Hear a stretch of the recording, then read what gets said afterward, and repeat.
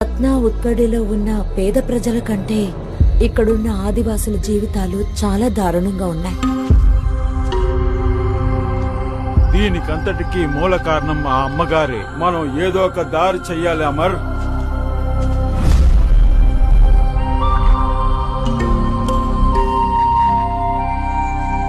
మీరంతా ఏం చేస్తున్నారు?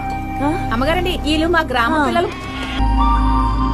మీదట పిల్లల్ని మేకల్ని కాయడానికి పంపొద్దు. మీరు మీ జీవితం మా పోరాటం కోసం ఎందుకు త్యాగం చేస్తున్నారు? పనికి జీతం, తిండి మాత్రమే. జమీందారు భూములు పండించే ఆదివాసుల రైతులకు కూలీలు లేవు. ఎంత ధైర్యం ఉంటే నా ముందు అలా మాట్లాడతాను? నేను మీకు తోడుగా ఉంటాను కరుణి. సిస్టర్ రాణి మరియా, ఇది మీకు లాస్ట్ వార్నింగ్. మీరు మమ్మల్ని వదిలేసి ఎక్కడికి వెళ్ళక.